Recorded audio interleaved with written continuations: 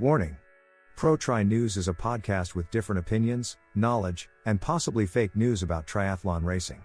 This podcast is for entertainment purposes only, and some stories may be dramatized for comedic effect. Enjoy. Mark, serious question. I'm just, dorking out at all my bike stuff for next year. Can I pull off the Cask Nirvana helmet? Is this the Ghana one that goes down over the ears? Yeah, it's going to cover my ears. It's going to cover my ears. No, Pat, but it's so can't. It's too marginal. You can do it if you get sub 90 kilos, right? I'll just wear it for racing, obviously. No, you can't. It's so ugly. It's too much, Pat. Well, he's already using aero calf guards. He's already using the Oakley glasses with the bridge, so I'm sure it'll just it'll all come together.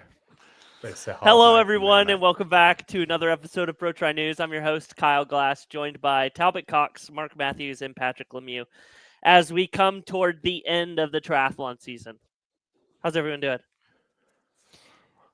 Kyle and Jillian worked on a phenomenal graphic of kind of all of our end of the year stats. And I think there is one stat that I'm really bummed we didn't have in there. And I think it's the amount of races that our team attended to this year, because I think it's pretty insane. I mean, it was an awesome year for spectating triathlon online and in person. I mean, we all went, Mark, all over the European circuit. We were all over the IRONMAN circuit over here in North America. Mark and I went to Roth. Yeah, I mean, even just thinking about the trip where we were all in Texas too. We had an absolute hoot there. Doing the recording with Kat afterwards. So, yeah, I mean, I think you're absolutely right, Talbot. To reflect on that is something that we can be immensely proud of, and being on the ground, and even just thinking, I mean, what are we calling yesterday's race? A tier 3 or tier 4, 70.3? I mean, for you to be on the ground there for work and just have that feedback and then get that content for us. Like, I mean, dude, thank you. I mean, that was mega yesterday. Yeah, I've got to say, I think any race where the absolute highlight involves a golf cart, you've got to call it tier 4. It cannot be anything more than a C grade, tier 4, whatever we want to call it, level. Yeah. For those watching on YouTube, I am sick as a dog right now. So I have got more Tylenol and ibuprofen running through my veins right now to get me through this show. I got a big jug of tea right now. I was up all night with a fever, 103 at one point. I hope so. Bear with me on this show, but I'm super excited to speak with you guys. We took last week off, and to come back this week and think about what the race that we've got on tap. Everyone buckle up, because we're in for a great show. So the last couple of weeks, we had 2 70.3s in South America, one in Peru, one in Brazil. We threw up the qualifications from that race. Also, the ever iconic Laguna Paquette Triathlon. This weekend, though, we had 70.3 Bahrain. Didn't know if this race was going to happen, and then a couple months ago, they kind of brought it back. Georgia Taylor Brown and Vincent Louis won the race, with Georgia Taylor Brown now having the quote-unquote new fastest 70.3 of all time for the women. You also had Ironman Western Australia and 70.3 Indian Wells. So what do you guys think of Bahrain? Are we saying that this is the official fastest time ever now, or? I mean, the Bahrain race has always been a little bit of a show, a little bit of a dog and pony show. So I don't think this goes back to what we've talked about on so many episodes before, right? I would love if Ironman could, like, not quietly, but designate a few races where they're like, hey, this is where, if you want to go for a record, we want you to come try and do it here. Right. And I think that this Bahrain race, Mark would know the exacts on, is the bike a little short? I mean, in the past, there was obviously just so many media vehicles on the course. That's what maybe made the bike rip. But I think I would just love if Ironman got to a point where they're like, hey, look, we know that this course we're going to keep going back to, and it is spot on for the distances, and it happens to be really fast. I don't think that the Bahrain race can be titled as such. Mark? Mark has huge conflict of interest and thinks it was the most magnificent 70.3 performance in the history of the world. And I will leave my comments at that. But we're away from times. I don't even want to push it. It's just like, who cares? Like the one funny thing is, and we'll let the audience decide on this. I'm in this group text, this extremely toxic group text called The Kitchen with Morgan Pearson, Matt Mack, Chase McQueen, all of us. Chase went back to his hotel after his race, and he's just so pissed that he didn't even make the podium. And I think there was like 4 athletes that raced. I think he got 4th place. There's 8 men that raced, I believe. Yeah. He walks up to his hotel door, says, "Congratulations on 4th place." Chase is like, "I'm honestly pissed. It's insulting." Oh, that's awesome. Could you imagine Gwen is at a World Cup and gets 4th and she's so upset about it, and she comes back to like, congrats. Yeah. That's awesome. So good. If you never watch this on YouTube, you got to go to YouTube to see that graphic. It's hilarious. So that's awesome. The other race this weekend, Ironman Western Australia, where Cam Main won the race. He's one of those athletes that's kind of just taken the year by storm and popped off on quite a few podiums, quite a few close second places, and then notched a win in his Ironman debut. So big shout out. I've got to say, I'm annoyed. I'm annoyed we didn't do the show last weekend, because that's what I had written down as my pick for the win. I was like, oh yeah, he loves a flat course. We saw him in the airport before Marbella. He was really looking forward to like a fast flat race. He was clearly the best runner in that race. Great way to round the year out for him. Yeah. And then Lottie Wilms won the women's race. And then the other 70.3 this weekend was Indian Wells. How about you were there? You want to give us a quick snapshot of what happened? Yeah, did we not cover the women's race in Bahrain because they don't talk about women in the Middle East? Or we said that was the record. Oh, okay. There you go. I didn't know how much time y'all wanted to spend on it, so I was just gonna. Who got second and third? Sorry, second place at the 70.3 in Bahrain was Natalie Van Coverdon and India Lee, and then the podium was Vasco Valaka and Peter Hemrick, with Vincent Louis taking the win. Cool. There we go. Nice. Indian Wells is Indian Wells. You know, it's like all the athletes in North America that didn't have a season. Hold on, is it Indian Wells still, or is it La Quinta now? La Quinta. All the athletes that are trying to make last bit of money that didn't have a good championship into the season, and they're trying to make some extra cash before they go into the holiday season, they usually should go to La Quinta. Pat? I just thought the funniest thing I saw was in town. I did a ride on Tuesday because it was like, I don't know, 50 degrees out here, and the amount of people I saw on my ride that were on their full TT rig with their disc wheel on, getting ready, like as their final kind of like prep ride before Indian Wells, La Quinta 70.3 was just absolutely hilarious. So, obviously it is a great final race here, on the calendar if you can handle training this late in the year.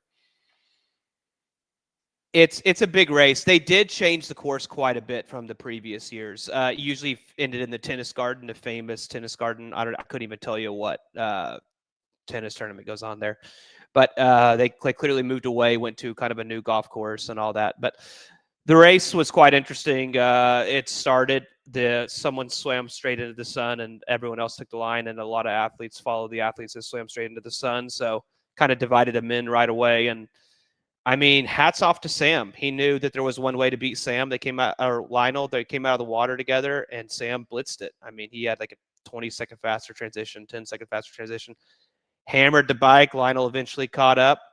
Thought something was quite funny, though, because Lionel's not in real good shape. And so he caught that group after like 30 miles and was sitting at the back, and he was completely dying. And Sam was taking turns on the front with someone else. And Sam finally got pissed and sat up and went to the back and said, "Oh, so you're a pack rat now?" To Lionel. I absolutely love it. I love it. I love this. I love that I kind of feel like this is me with Christian Blumenfeld, right? Like giving that phrase out to people that absolutely don't deserve it is such a cutting insult, especially mid-race. Dude. Lionel was so mad. It was incredible. And then so they get to the run. I mean, Lionel rolled his ankle, but like it needs to be said here, Lionel was fading already on the run, so rolling his ankle did not affect it. Sam had a dominant day. Sam had a phenomenal day. Sam was running away with it. Lionel rolled his ankle, fell on the ground for like 2 minutes, was like screaming. Jackson Laundry ran up on him, nearly asked if he was okay. Lionel got up, finished it. His ankle's not broke. He went and got an X-ray. Plus, if you broke your ankle, I don't think you could run on a broken ankle usually. Probably wouldn't even be able to walk. But I mean, a great race for Lionel all around for him to come back. Third place, Jackson Laundry. He was stoked with his performance. But I think the bigger result on the day, in my opinion, was Kirsten Casper. I mean, very, very well-rounded athlete. Was just jogging on that run. I don't know if this shows the competitive field in the women's side in North America, but she just really, I mean, probably the easiest amount of money she's ever made. Yeah, you would think so. I think it's maybe fair to say the competition, but because like the other girl, Anna Butina, the other short course girl, German, like a 1:14.10 she ran, whereas Kirsten Casper clearly could jog it in with like a 1:19.43. That 1:14.10 is super impressive. She must not be short course, sorry, because that's a horrible swim time she had. So yeah, I think it's a bit of competition reflecting, but also Kirsten's got to take that away and be like, wow, I can make some cash off these, because you're right, that is an easy way to win.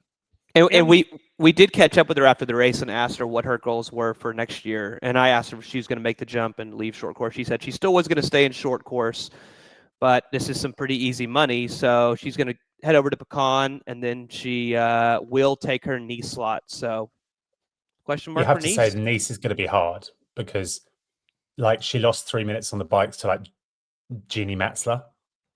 You know, should be noted. To Lucy Taylor. Should be noted. Like, she does not ride over 2 hours. Fine.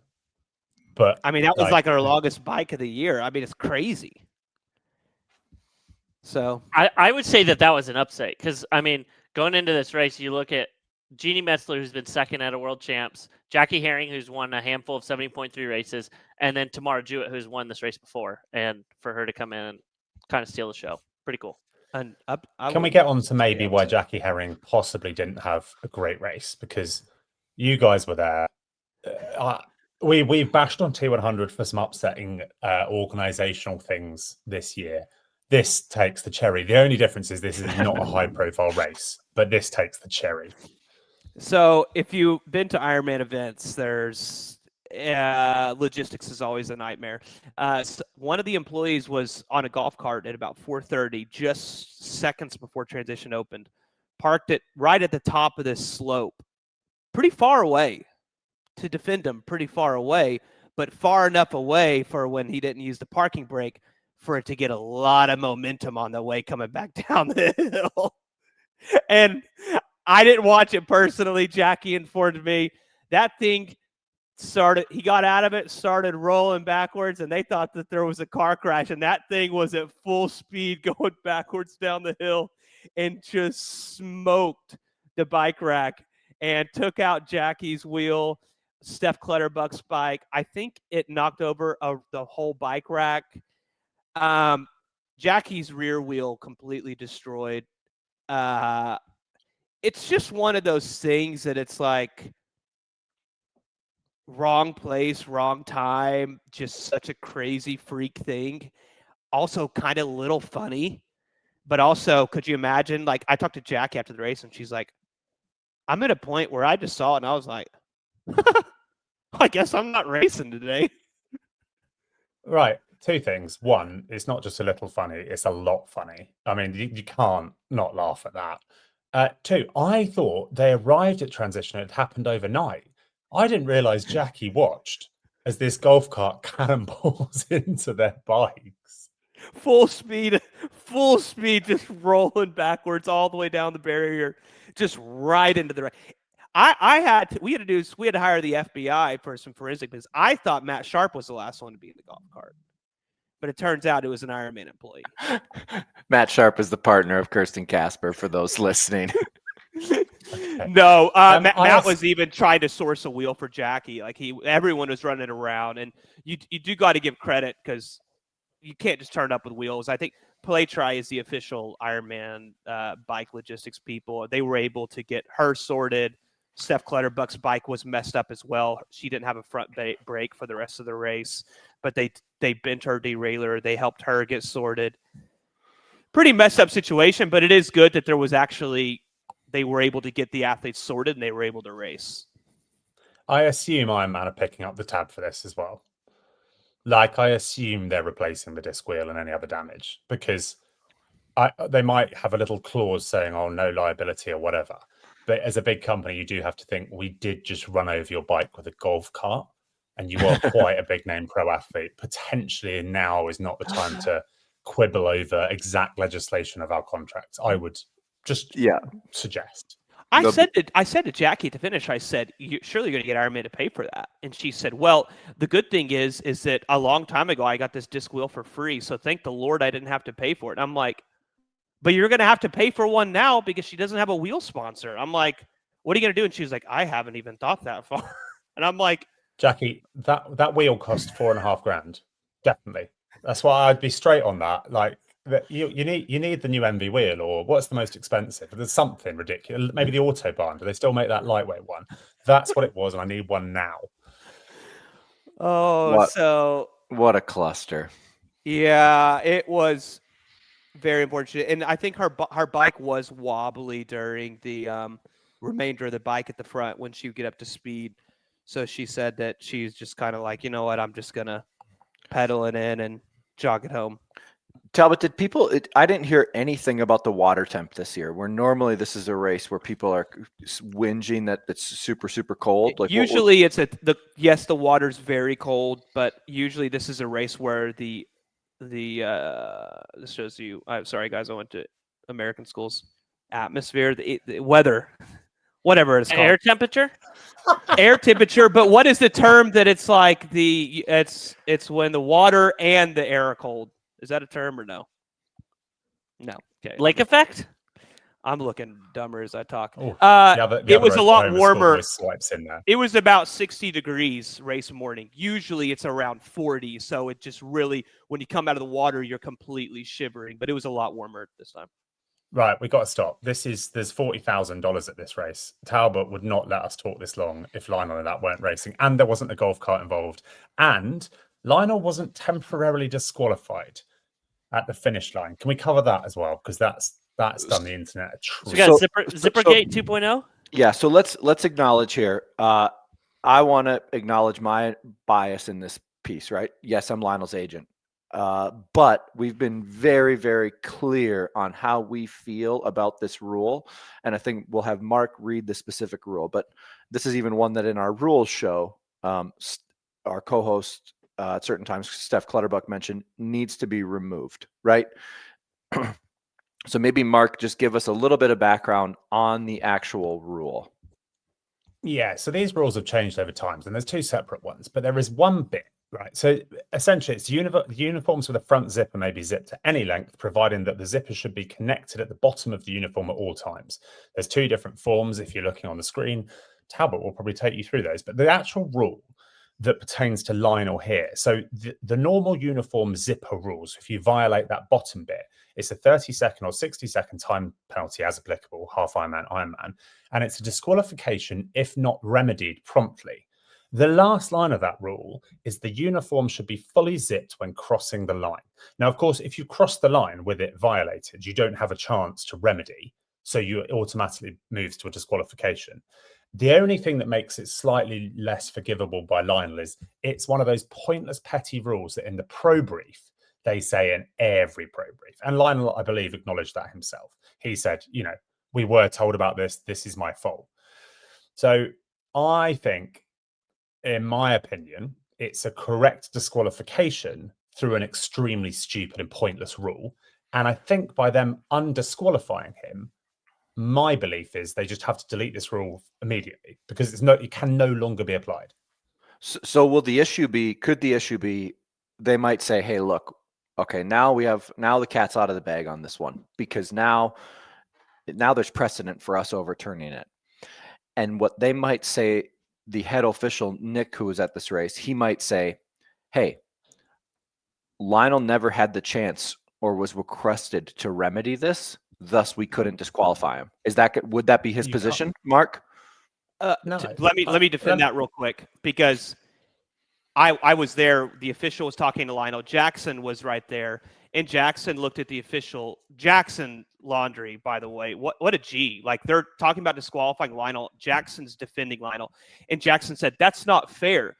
You guys told us that at the top of the finish chute that you were going to have someone there telling people to zip up their things." And Lionel patted Jackson, and Lionel said, "It's our job as athletes to know the rules, whether they had someone there or not. It's our job as athletes to know the rules. My thing was unzipped. If I got disqualified, I got disqualified." So yeah, but on your part, Pat, no, because two things. You can't remedy it. There was nothing he could do. And if you acknowledge that that's the case, so he can't be disqualified, then you have to change the rule, right? It has to be, should the uniform not be fully zipped when crossing the finish line, athletes will receive X number of minutes penalty, or just remove the rule. But I get it. Like, I don't hate the rule. I like, like, finishing looking presentable is a right thing for Ironman to want, for photos, for big pro athletes. So what was the rationale then, do you think, for overturning the disqualification? Lionel's a huge name. The internet were always going to support him. He had one questionable DQ before. It seems like a ridiculous rule that they probably think, God, is that still in the rule book? We need to get rid of it. But I think, like I will say, and I think Lionel will know, most athletes would zip their, especially when they're not racing for anything, but he's got a bust ankle or whatever. Athletes zip their stuff up for a reason. It brings your sponsors together. But yeah, but he was. He was under pressure, getting chased from Jackson. Like, he just, clearly forgot. But he forgot about it, right? It's not. Again, we're not making an excuse for him. I think we're just saying, like. But they have to delete the rule now, because they have to delete the rule. Enforce it again. Yeah, you can't enforce it now. This is the issue I have too, though. This is Kyler Murray, American football player. Football players in all over the all the soccer league, all that. This is like a performance thing. There's a heart rate monitor and all that. If they wore this under their suit, they would be allowed to do it. How does that make any sense? If the men are wearing a sports bra, then they can cross the line like that. And so that's why I'm just confused, because there is a little bit of ambiguity in the rule. And it's like, I have this right here. This zipper ends right here. And I know you did read, Mark, fully zipped. But I think they wrote this rule because, like, if you look at this, it stops right there. But then let me take this off 1 second. Mark, you can just talk us through as I show this next example. I don't think the Ironman rules make much sense, full stop. I don't know now if you can do the pull down to sports bar in general, because it doesn't say that anymore. It says the uniforms with a front zipper must be zipped, maybe unzipped to any length, providing that the zipper should be connected to the bottom of the uniform at all times.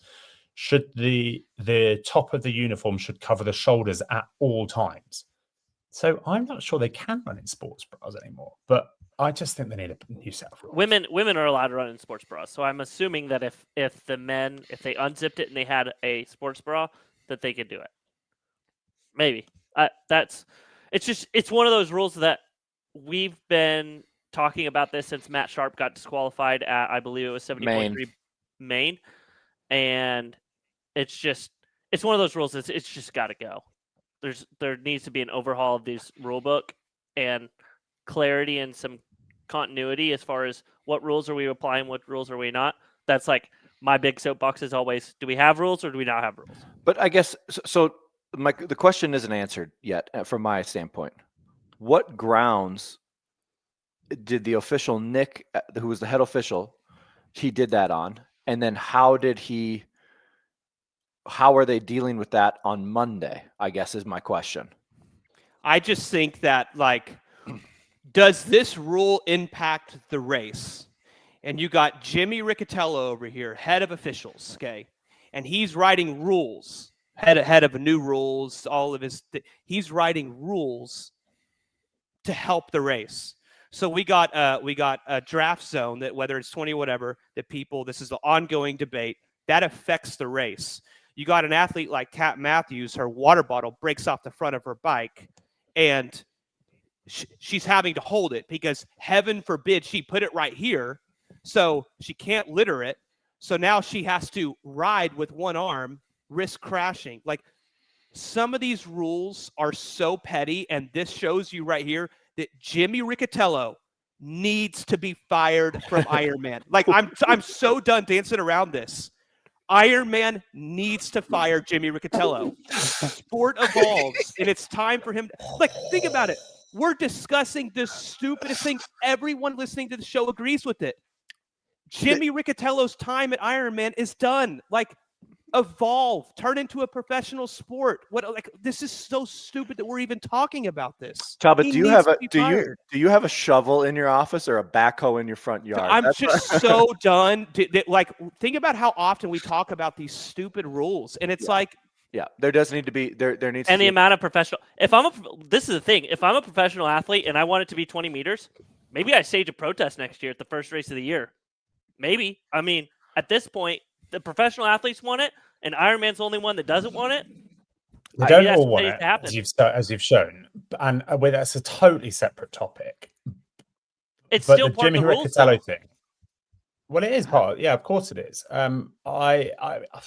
Albert went super strong there. I think we could start by getting rid of this stupid zipper rule. I mean, that'd be a nice thing. We've been saying it for a long time. You don't even enforce it anymore, so it literally has to go because you can never enforce it. And if you can't enforce a rule, don't have it. It's not a rule. You're talking about Jimmy Riccatello, who in Finland told Lionel, you cross the center line, the rule book says that if there's not a center line, that you need to think of a visionary one. And Lionel's like, what are you talking about? They pulled up the rule book, and Jimmy's 1 week later in Nice, they made an amendment to the rule book, and it says if there's not a center line, then make an imaginary. I mean, think about this guy.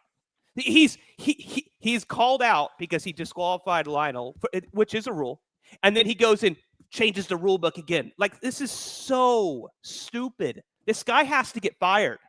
Like literally, he needs to get fired. Like, we need someone who actually cares about professional sport and the evolution of sport to be in that position. Not a guy who's just collecting a paycheck because he officiated and he raced 30 years ago and he lost $30,000 one time. The same story he tells to every athlete that he has to disqualify. It's so stupid. I'm so done with Jimmy. Sorry, guys. I'll get off my high horse. Should we talk about I thought we had a really we were having a great back and forth with Ironman, and then now it's just I told Kyle and Pat and Mark, and I think we all agree on this. We try to only say things on this pod that we would say in front of those people. I would just tell Jimmy right now, like, you got to go, dude. This is the thing is, right, is there needs to be a really clear direction on how they're going to do this. And when they've met these moments of friction, be it the Lionel piece with what happened in Finland, the issue is that Jimmy has not taken a clear and direct stance.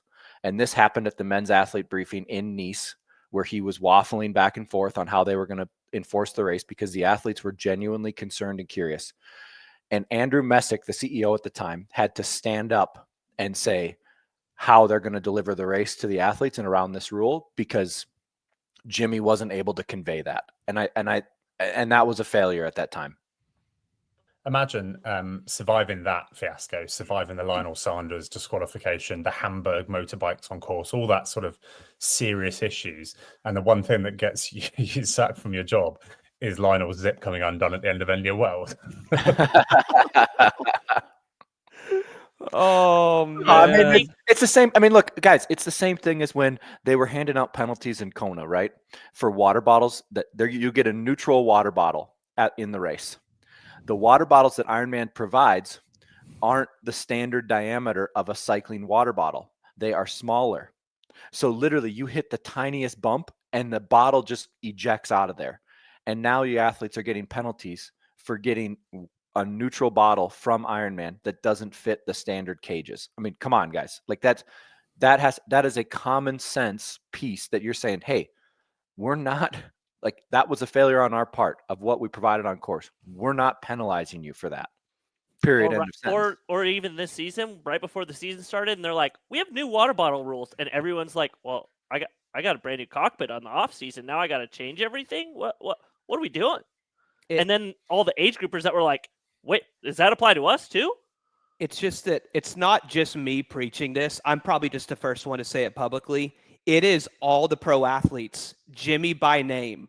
No one has had a good experience outside of Lance Armstrong with Jimmy Riccatello, because Lance Armstrong is his best friend and all that. And so I'm just like, whatever. There's a phenomenal race this weekend.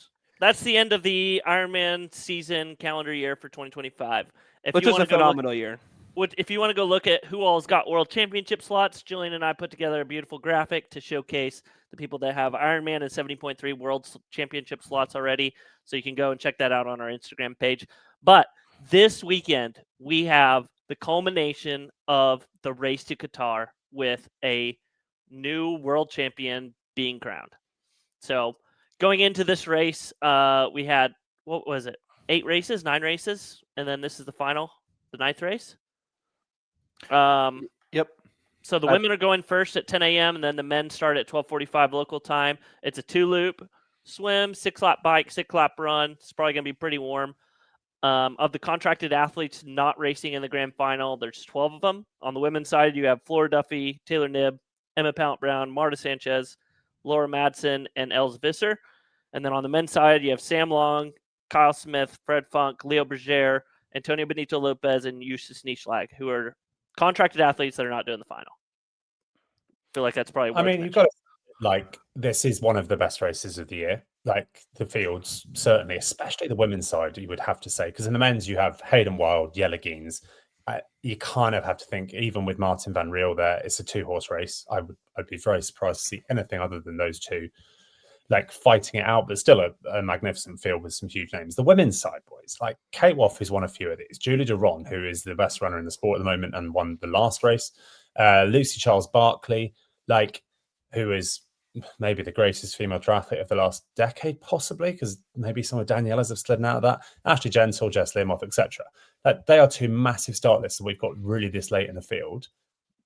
Are we excited for it? I think so, especially with the different scenarios you have going into the grand final. Essentially, it's a 3-horse race with Kate, Lucy, and Julie, which Ash Gentle could maybe win the world championship as well, but it will take a little bit of some turmoil and chaos for the other 3. But those 3 are pretty much the front runners for the world championship going into this weekend. And do we think that this grand final format will provide the amount of surprises that we see typically from a grand final in short course, right? I think so, because the way that the points layout is. So it's nearly double the amount of points in the grand final than the other races were. So I think that it'll provide a lot of interesting drama for a final race. I think what it lacks is a French men's scenario team. post? I think what it lacks is a French men's team, because they always make that brilliant. It lacks a bit of a team thing, right? It doesn't allow you to just throw the kitchen sink at the scenario that allows it to really upset. It's still very much an individual effort without teammates. But Carl's right, doubling the points. You only have to lose 1 place more than maybe you would hope to. If Ash has a great race and pushes Kate down 1 extra place, etc. Taylor not racing maybe helps it be a little bit more predictable.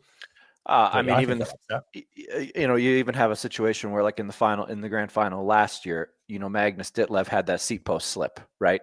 And he slipped from, I think, 2nd to 4th in the overall, right? And so you could have a mechanical issue like that too, that creates, a big deviation in what we thought was going to be the standard, breakdown of how the results were going to go. So, I guess, the big question is always when we do these races in the Middle East, the weather, right? And they're racing at 10, they're racing at 12:45, heat of the day. Does that provide some, additional adversity into this race? Oh yeah. Come sort of Saturday, it's not too bad. And I've just opened the weather up. It's decent. It's actually not. Sorry. Yeah, 28 degrees. Saturday, they have some potential rain. I was not expecting to see that when I opened the weather forecast in Qatar. And when it rains in the Middle East, by the way, it's just a write-off of the race for the day because the systems aren't in place. It just washes everything away and then it's dry within 2 hours. So let's hope that weather holds out. 28 degrees, pretty low humidity, 70 odd. So it might not be horrendous, but 28 degrees going full max effort for 4 hours or 3.5 is plenty to upset someone. Yeah. Well, something fun that we always do going into a world championship is we highlight the people who have won races and then what can they do to win and what's going to prevent them from winning. So for this one, we'll do all people who had won a T100 race this season. So we have Ashley Gentle, Lucy Charles Barclay, Kate Woff, and Julie Duran. Who do you guys want to take? Can I take Lucy? Yeah. Talbot? Why can... Oh, go on, yeah. Oh yeah, sorry. Just go for it, and then okay. I will go Lucy Charles. Why can she win? Well, she's the best swimmer in the field, so she'll definitely be in the front group. She's proven that she can hold Taylor Knibb on the bike for long periods of time, so she can definitely, at very least, hold any of these girls in this race, ladies. And then her running this year has been better than ever with the fastest run time at 70.3 worlds. So clearly, she has the horsepower to win it. Why she might not win it is this has been a very long season for her. And I know that's super easy to say. We've said that lots of times, but she just won a world title. And 70.3 worlds is a big deal for her, especially after the disappointment, the heat injury in Kona. It will have been very hard to stay focused for this long. Whereas Julie's had a bit of downtime. Kate has just had this on the horizon. So I think it's just scheduling that might cost it for Lucy. Yep, perfect. I got Julie. Julie can win this race because she had a break around this, injury that she had for Kona, right? So she missed what was a very important race for her and now has that motivation moving forward for this grand final in Qatar. She's just won the last race, so she's clearly on good form, and I think we'll carry that in. Why can't she win this race? There have been a certain amount of races from Julie Duran where I would say that she underperforms on the bike, and we don't really have an understanding as to why that happens, where she clearly has some races where I would say, rides really well. But there are just certain ones where, I think that she loses it on the bike for one reason or another and then can't overcome that on the run. Fair. I'll take Ash Gentle. How she can win the race? Used to be the queen of the T100. I think that you don't just forget how to win races, and the fact that she was able to win one this year proves that she can still do what it takes.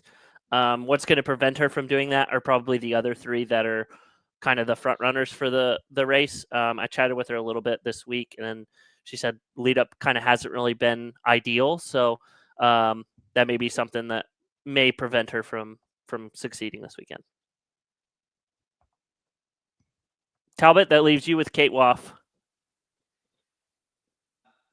Kate can win this race because she's had a dominant year all year. She's number one ranked right now, but where I think that she will struggle is every time she is met with an athlete, I guess adversity, she gets beat. So yes, she beat Lucy in Singapore, but Singapore, Lucy was not ready to race. It was very early on.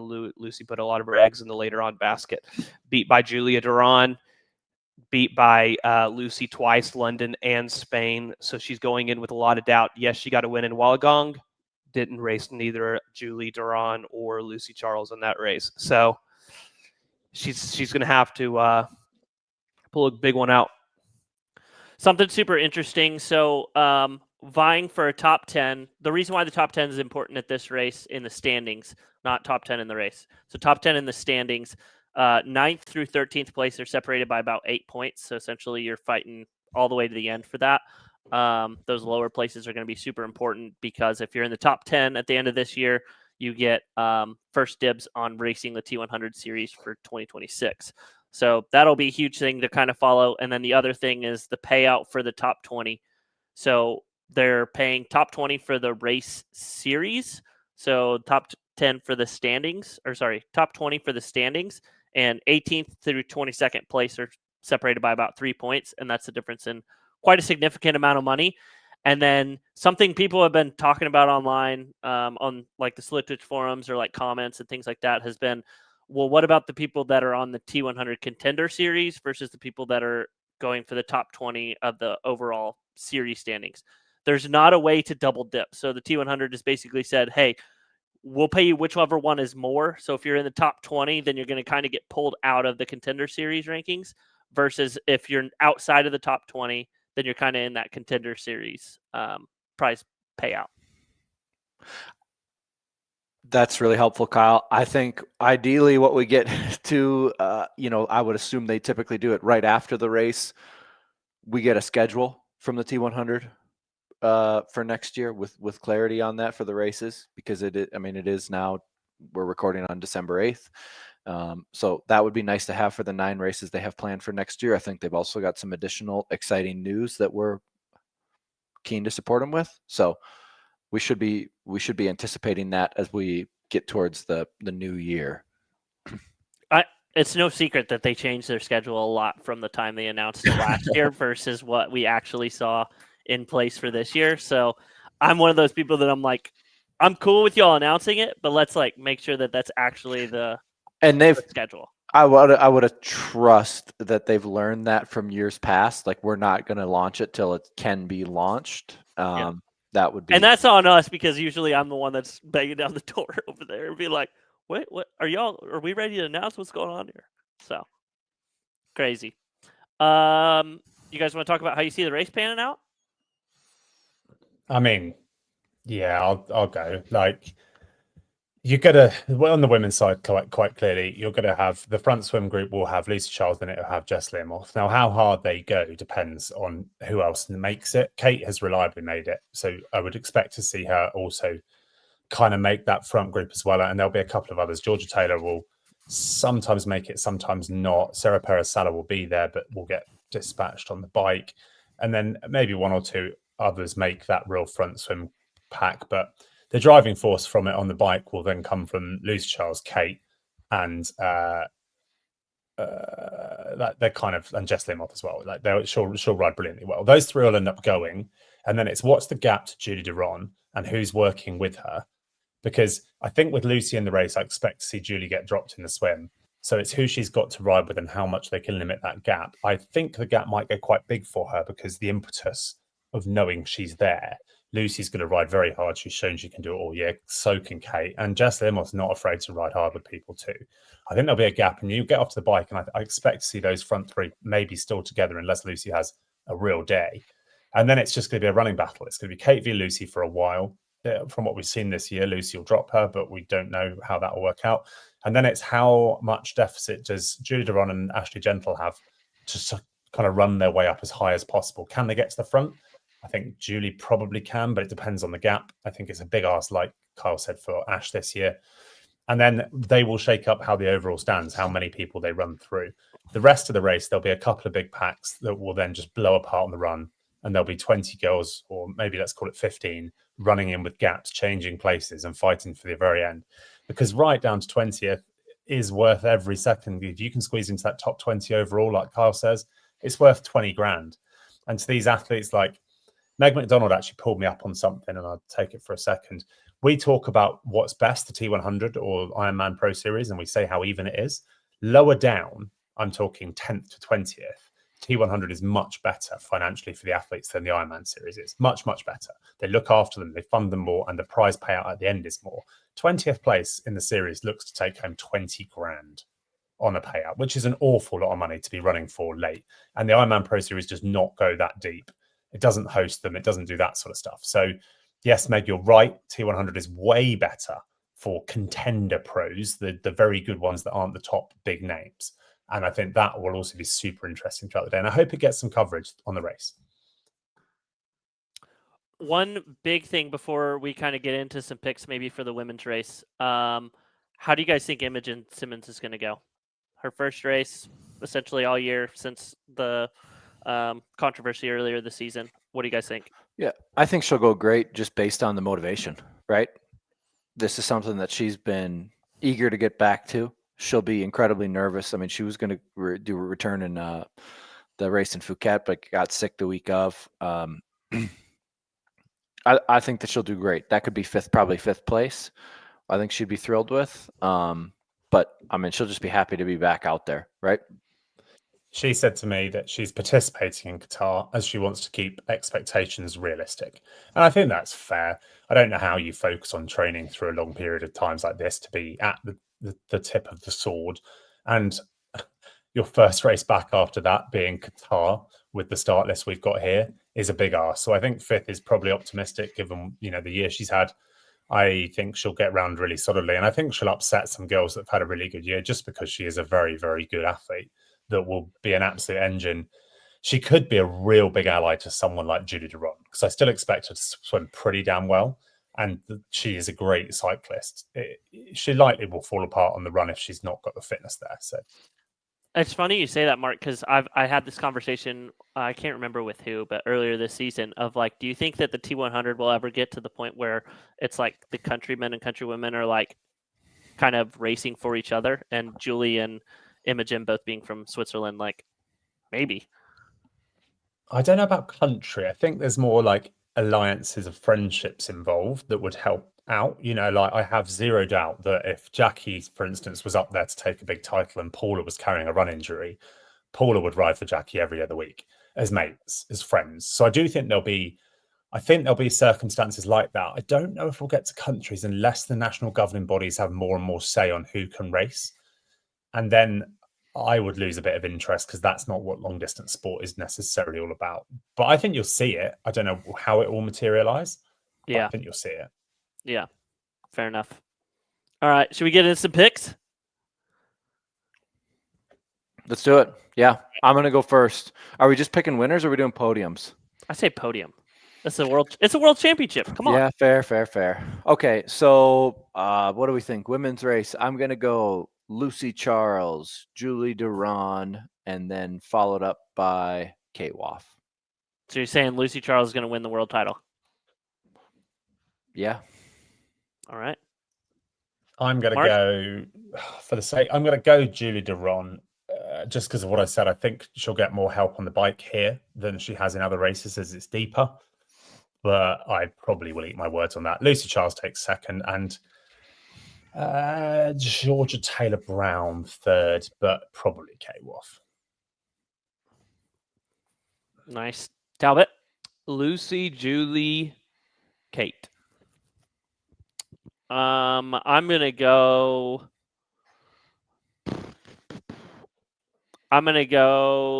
Kate Woff, Julie Durand, Lucy Charles Barclay. Not because I don't believe in Lucy, but because I think that the other two have stayed kind of consistent with racing this year on the T100 circuit. So, and Lucy hasn't. Well, I think Lucy's happy with winning a world championship. Maybe she wants to. I mean, she's been consistent, a lot more consistent. I mean, they all three have 2 wins. I know. I'm just saying you can't say consistent because she hasn't been consistent because she's been 100% consistent. Kate has 4 podiums. Lucy does not. But focused. Do you mean more just focused on the T100? Yeah. I think that's fair. I think we all agree that Lucy probably actually is the race favourite here just because of the 70.3 world. She was so good. Yeah. But I could see Julie doing this. I think she's real dangerous on the run. And I think Lucy needs still with her running, she needs 3+ minutes. Yeah, fair enough. All right. Move on to the men's race. So on the men's race, you have scenarios that could play out. Hayden Wild, if he podiums in the race, he wins the series.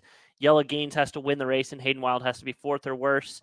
And then Yella has to be, if Yella's 2nd, then Hayden has to be 7th, so on and so forth. You guys can work out. Ask ChatGPT to work out the scenarios for you guys. Mika Newt could also win if Hayden's 7th or lower and Yella is 2nd. And then Rico Bogan still has a chance to win, but Hayden Wild would have to be 16th, which is a far cry, and Yella would be 8th and Mika Newt 5th. So essentially 4 people going into the World Championship, but as we all know and have watched this season, it's kind of a one-horse race with Hayden Wild. So, barring a disqualification or a mechanical, right? If he has a solid race, he comes 3rd. hard to see him getting disqualified, given the bullets dodged this year. But I mean, he could go the wrong way. There are things that can happen, but let's be honest, he's been the best athlete on the T100, and I fully expect to see him win the series.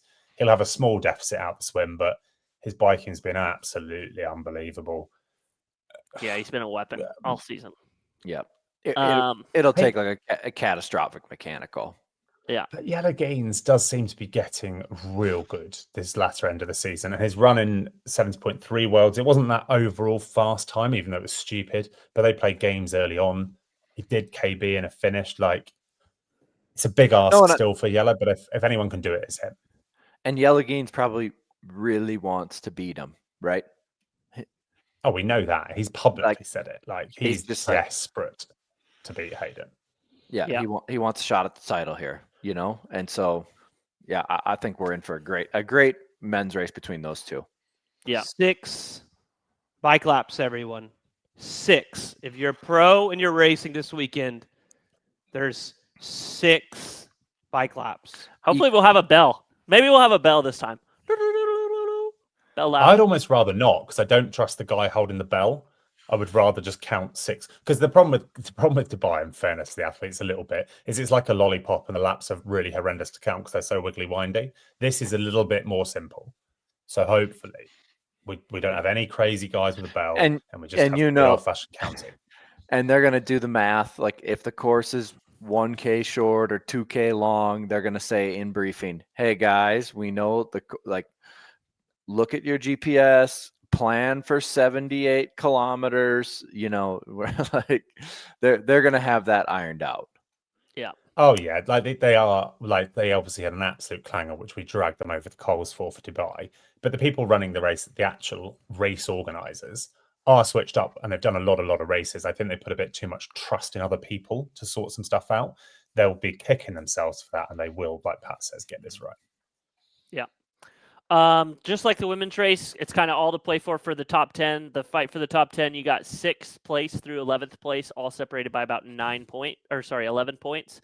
And then the fight for the top 20 payout, 19th through 25th place are separated by 19 points. But just on that outside looking in is 25th with Henry Rappo from Estonia. And he's had some great races this season so far, and he could kind of upend some folks going into this last race. So you guys want to have a little fun, talk about the winners from this year? What can they do to win? What's going to prevent them from doing it?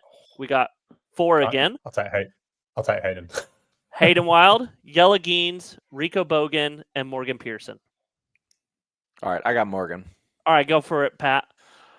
Morgan is going to come out of the water first or second, guaranteed, right?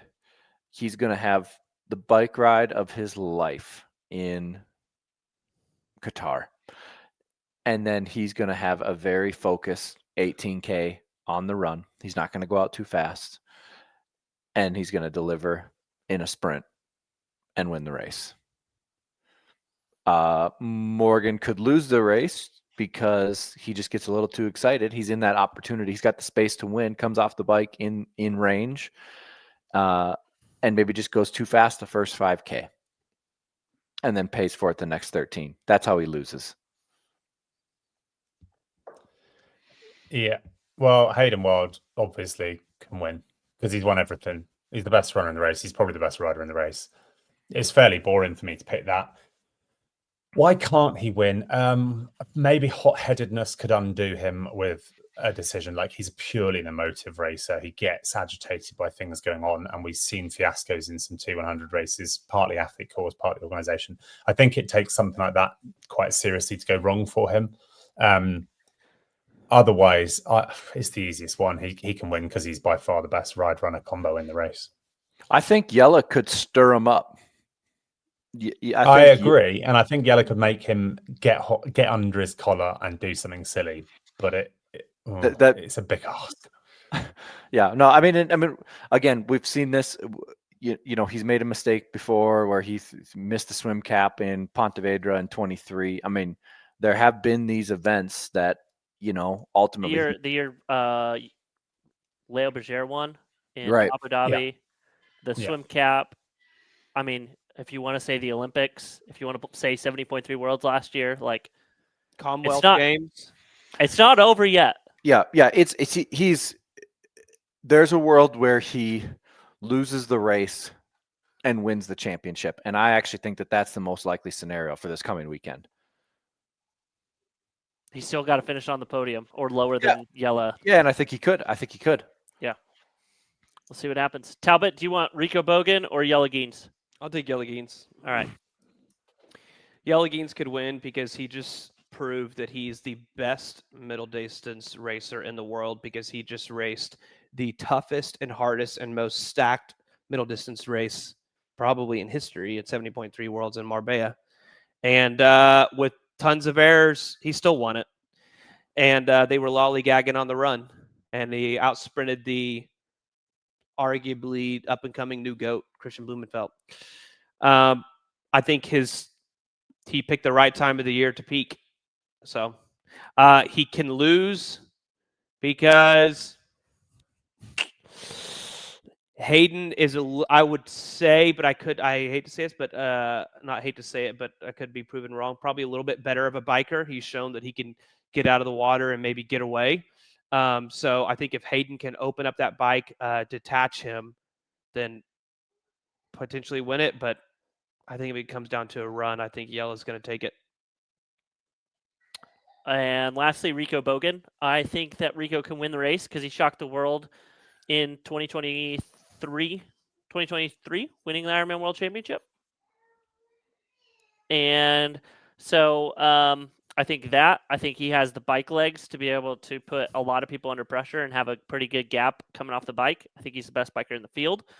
The two things that could prevent him from doing it, one, he kind of starts to struggle a bit in the heat. So depending on how warm it gets, we'll see what happens there. And number two is if he gets a bike penalty again, like he did in Spain. So, two notable mentions here. We're missing an athlete from each start list. I think it's worth maybe chatting about. which ones? Probably Taylor Knibb. Oh, for sure. I mean, it's a huge name to be missing, the T100. I mean, for her, I think it's fair to say she's shown a willingness to give up cash. You know, she's been pretty open about this, and it's a strength in many ways. It allows her to focus on the races she wants to do. She took she gave up cash basically to not do Singapore, and she's doing the same here. And the two requirements at the start of the T100 contract were you had to race Singapore and you had to race the grand final. And she's done neither. But, you know, she said, well, I don't want the money. Don't pay me for it. I'm just not coming. I think it's shown where her focus and priorities are going to lie. I believe next year she'll want to start taking some short course points off towards LA, a home Olympics. And she wants the big one. She wants Kona real bad. And I think this is a signal we won't see Taylor Knibb not messing around, but playing in the T100 sphere because she just doesn't seem that interested in it. But I like that. I think it shows flaws in the way they can enforce contracts, because if you have a big name athlete that's happy to just take the pace lap, well, there's not much you can do about it. So it's a shame because she does always animate and excite a race, but I think it's sort of what can T100 do, and they can't do very much if Taylor doesn't want to race and take the cash, basically. Yeah. Pat, what do you think?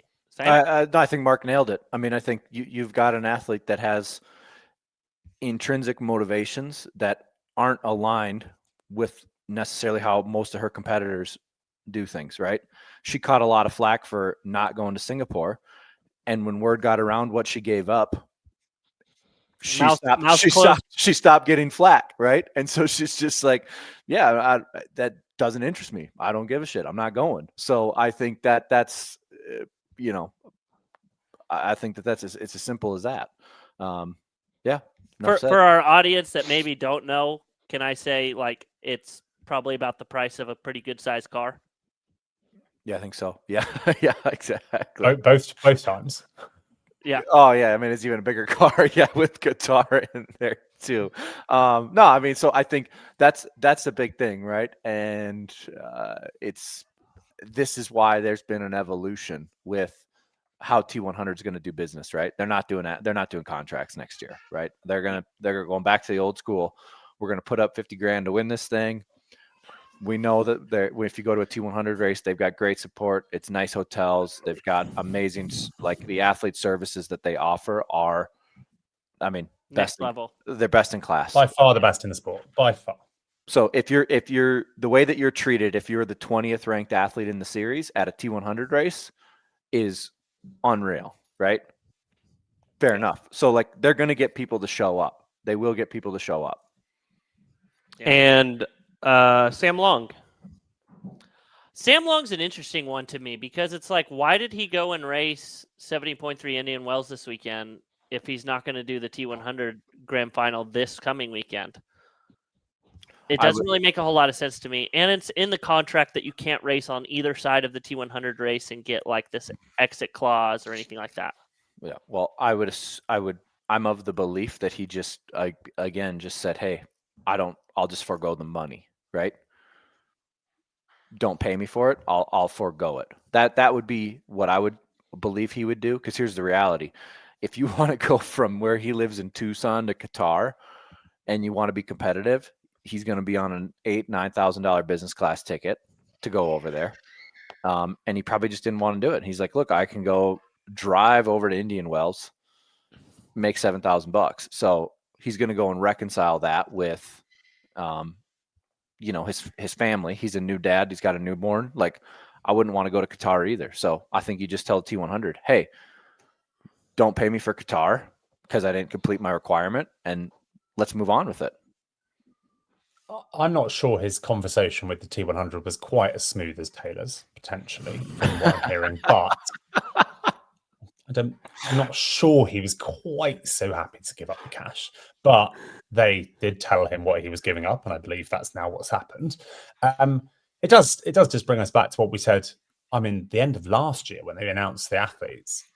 Not sure Sam should ever have raced the T100 series. Like, I think someone on the podcast said they'd be shocked if he goes top 10 in some races this year. And we slapped you down because we were like, surely he goes top 10. But has he? Once. Oh. It was weird because obviously he had those podiums in the beginning of 24 where he showed a bunch of dominance at that distance. Yeah, it's a tricky one. Quick question, real quick. I don't mean this to make a joke or make light of it or anything like that. I know that the T100 has a maternity contract. Do they have a paternity contract as well? Yeah, but maybe, but you lose that as soon as you race Indian Wells. Yeah, that's right. That's right. That's null and void. Yes. Look, the rational thing to do, which would just be, hey, I'm going to go do Indian Wells. Don't pay me for Qatar. Like, let's just move on and be done, right? Speaking as someone who's had this conversation, these are just so I don't want to overcomplicate it. We don't, I would hope I would hope that's the stance he took because that's the realistic way to go and approach it. To defend Sam, if someone told me, hey, I need you to fly all the way around the world and I need you to get tuned by everyone there and you're going to make 10 grand. Okay. Or I want you to drive 6 hours up the road, make 7 grand and beat Lionel Sanders. Plus bonuses. Plus bonuses, win an Ironman event. I'm picking that 10 times out of 10. Yeah, you get to bring both your kids. I mean, it's dude, it's a no-brainer. All right. There's two things before we move on. There's two things that I want to talk about. We put on our Instagram kind of hot takes for this weekend, and two things kind of became glaringly obvious from the fans. Number one, they feel that championship season has already ended and they're ready to move on and get ready for Christmas. Is that fair? Look, I can't believe it's December 8th and we're still talking about triathlon. My wife just went and did a race in Dubai as well. I mean, it's crazy how this has really become, damn near a 10-month calendar sport now, it is crazy. I mean, you even think about the turn from Marbella to New Zealand. I mean, that's a quick turn right there. You get a couple weeks off and you go, oh shoot, I'm 12 weeks out now. I got to start training. So that part I think is crazy. But now, I mean, you're going to have, presumably they're going to do this first race for T100 in March in somewhere Gold Coast, Australia. So, I mean, it's the world. Look, it's the world that we live in now for this sport, right or wrong. I don't think maybe in a year where it always feels like Kona should be the end of it, right? And then we get like these, like, I don't know, kind of whether it's Cozumel, Indian Wells, you get like these easy Ironman branded races, I'll call them, just because like they're lightly attended. So I don't know how I feel about if I was in charge of the calendar, right? And Ironman or T100 can sell out an event in December, man, you just got to do it in December. I don't know what else to say. Yeah, fair. And then number 2 is the race being on a Friday. And in the U.S., it's Friday just after midnight and at 3 a.m. is what kind of the race start is. Back from the pub, 12 Miller Lights deep, T100 on. Is there?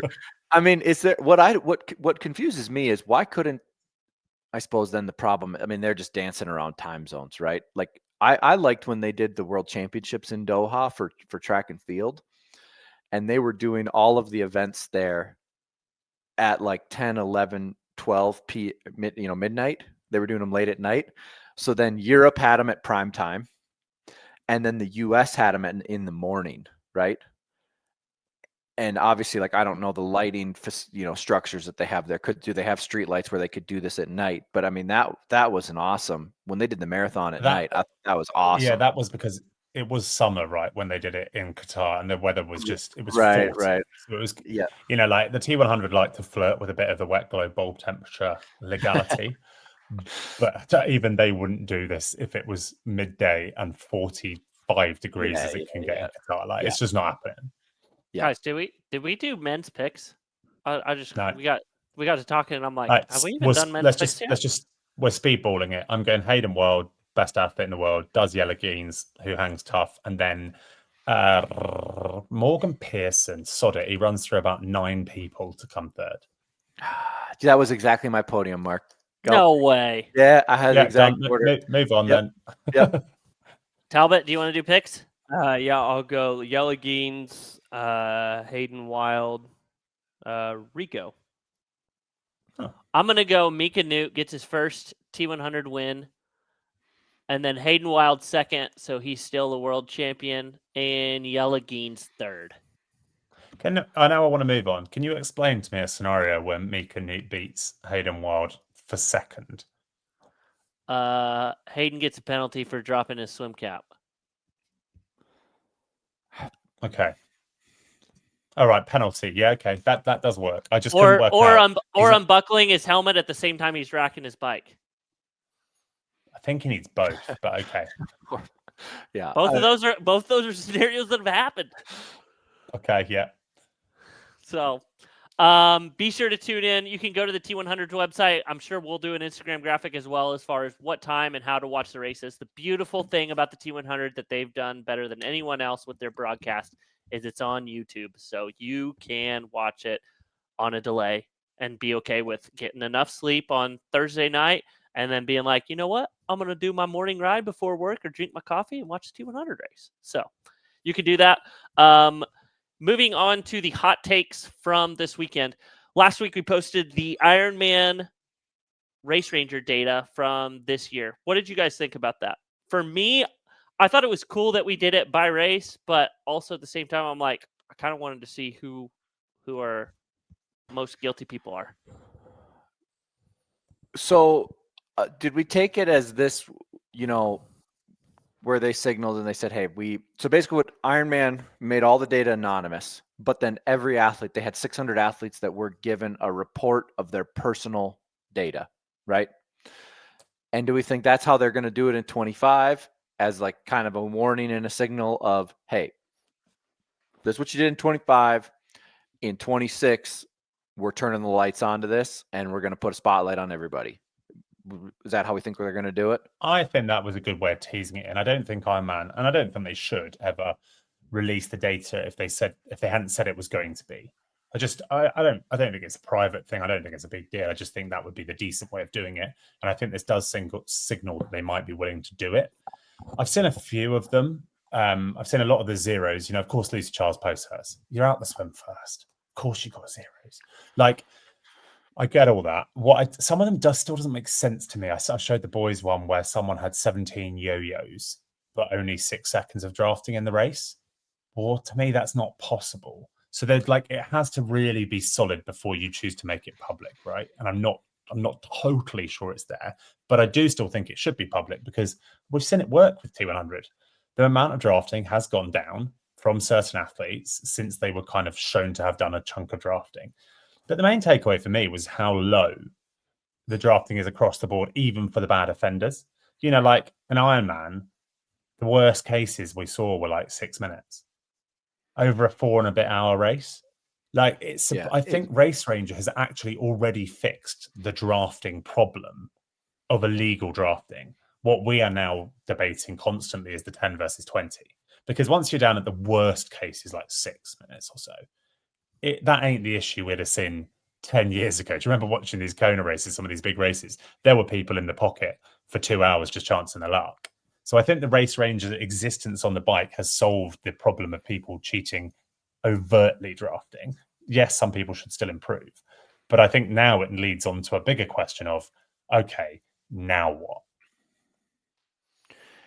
And I think just to clarify, so the Ironman data was complete, right? It was the entire races, where from the T100 stuff, they have maybe, I think they've taken, given the nature of the courses, they have, I don't want to say deleted it because that sounds bad, right? But there are these spots on the course that just naturally pinch and they go, hey, we're going to scrub that because that was more the nature of the course, be it a sharp uphill where everybody accordioned in, or be it a 180.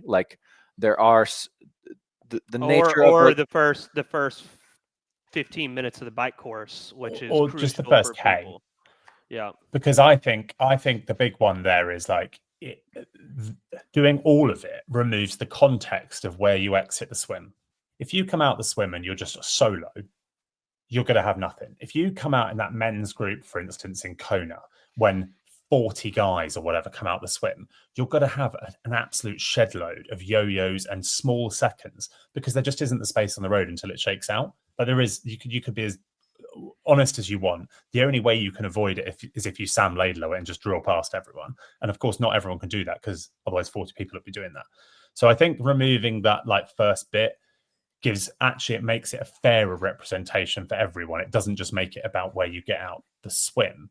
So I think there should be a bit, there's probably a happy median in what you remove. Don't remove kicks into hills because athletes need to be better at that. That's cheating. You need to work out how you've got to approach the hill, know it's coming, etc. But a little bit of context with some areas maybe removed would be a good idea, in my opinion. Yeah, and understanding that certain courses will dictate that, right?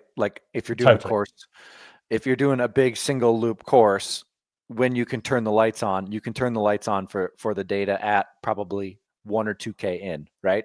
Absolutely.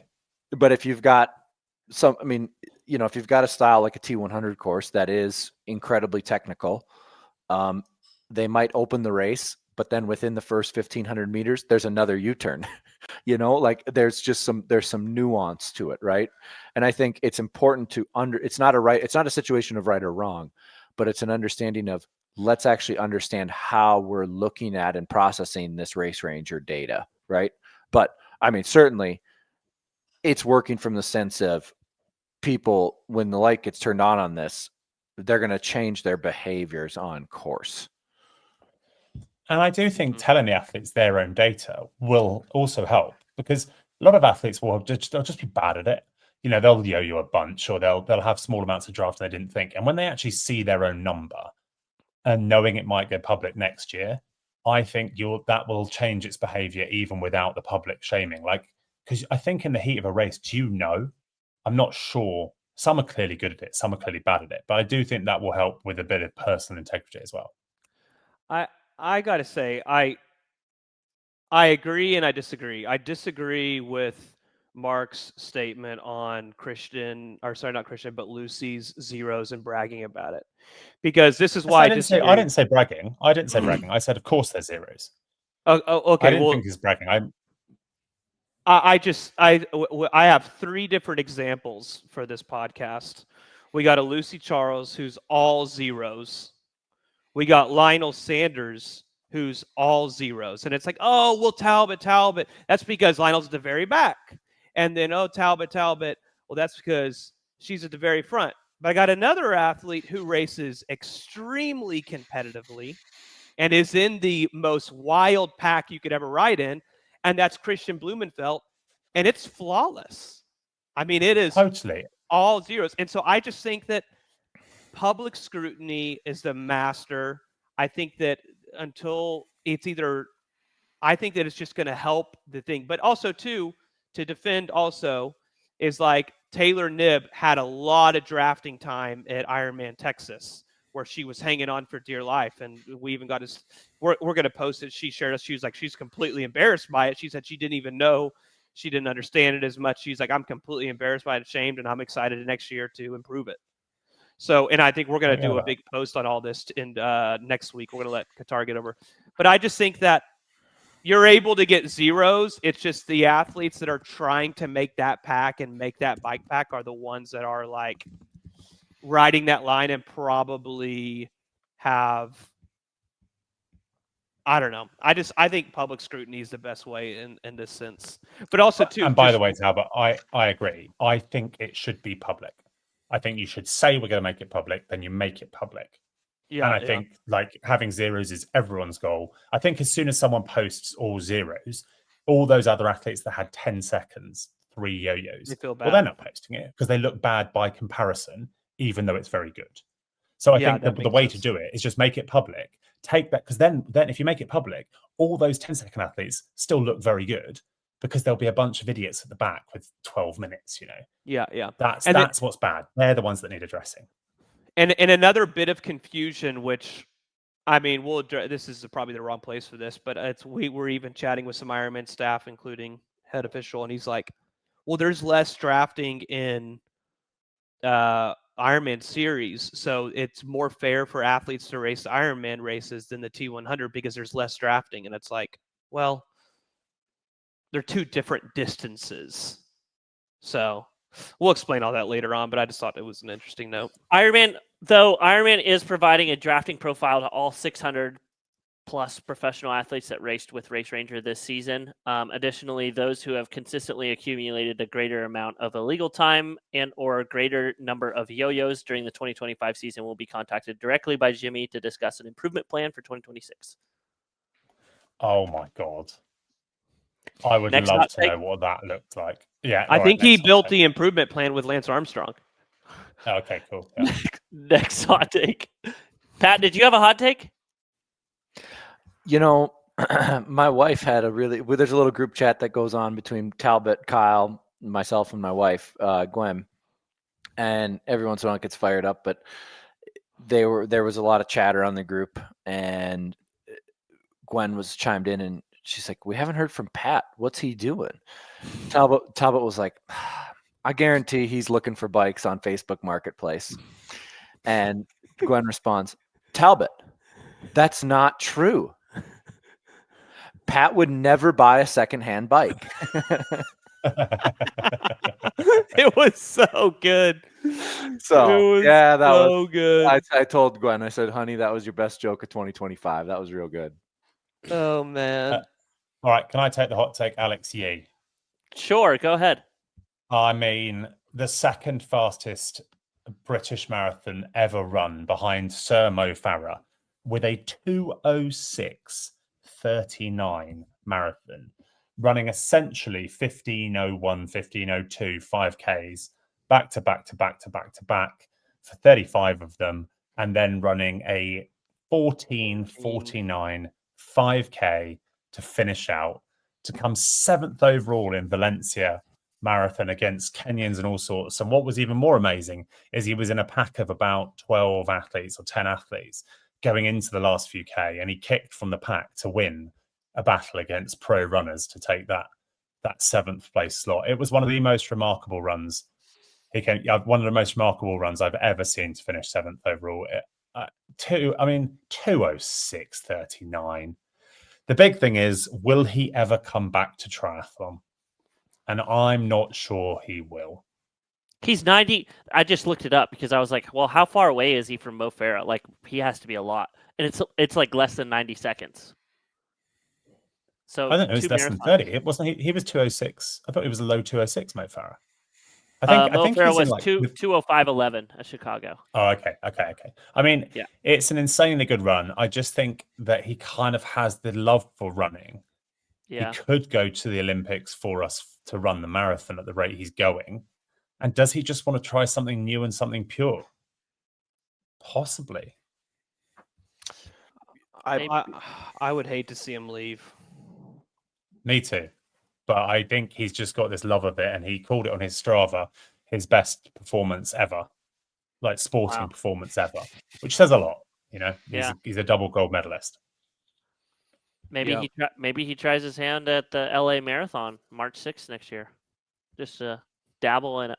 See how it would be bold, right? Because he would go into it knowing he won't win. You know, he won't beat these Kenyans. There's just as great as he is, there's still a 4-minute plus deficit to cover there. But I just think there's more to his sport, and he has the golds already. Maybe we have seen the end of Alex Yee in triathlon. Either way, I'll be happy for him because he's a lovely kid and whatever makes him happy. But I just thought it was a standout performance sporting wise of the weekend for me. Yeah, that was good. So is he coming back to triathlon? I think yes. I don't think he will. You don't think so? Not for the time being. I don't think he will.